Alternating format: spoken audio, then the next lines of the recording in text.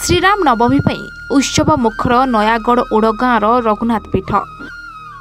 प्रभु श्रीरामଙ୍କ जन्म उत्सव पालन ପାଇଁ व्यापक प्रस्तुति सकाळु रघुनाथଙ୍କ पाखरे स्वतंत्र नीतिकांति सह जन्म नारायण बेशरे रघुनाथଙ୍କ पूजा अर्चना आज 9 दिन धरी रघुनाथଙ୍କ पीठरे श्रीराम नवमी उत्सव पालन हेब।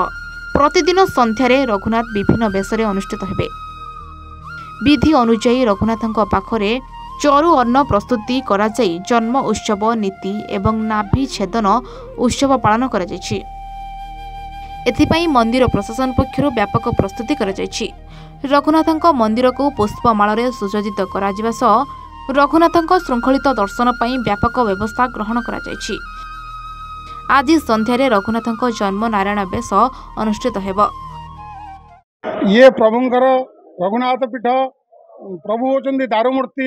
यही प्रभुंकर नवकलवर नहीं 700 वर्ष पुराणा दारुमूर्ति। एठी जे आसंती पुत्र कष्टी जन्मनारायण विधान होउची। जन्म नारायण विधान रे प्रभुंकर नाभिच्छेदन हुए। नाभि प्रसाद पाई जो माने पुत्र कष्टी थांती पुत्र कष्टरू पार होउचंती होउथिबे मध्य। तेणुक यही जोगे प्रभु होचंदी दारुमूर्ति। जटा जुट निश दाढ़ी थी भारत में यही अनन्य मूर्ति। तेणु ये जहाँ होची आ कोठी हम ना। तेणुक ये विरल। आज बहुत भीड़ अच्छी लाइन आसिकी ठाकुर को दर्शन कलु। श्रीरामचंद्र जन्मदिन आम पवित्र पीठ अत्रि मुनिकर आश्रम 10-12 दिन पर्यंत यात्रा। हाँ बहुत भल भाव दर्शन है। आ मन भी बहुत भल लगे। हाँ मुझे उपवास आज तो जन्म बेश 9 दिन पर्यंत जन्म अभिषेक पर्यंत सबुदिन बेश हुए। गुरुवार छाड़ी गुरुवार राजा बेश ये अत्रि मुनि का आश्रम। तो जो भगवान श्रीराम वनवास करते रही गोटे दिन जो शिला था से आमर श्रीराम नवमी ये पालन भल दर्शन है।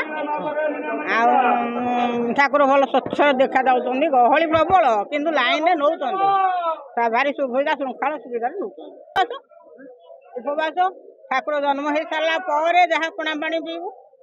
आज पूरा श्रीराम को जन्मदिन आम तमर पालन करवा। कौशल्या भाग्यवती सी कूल धरी आम तो सेमती कर ना।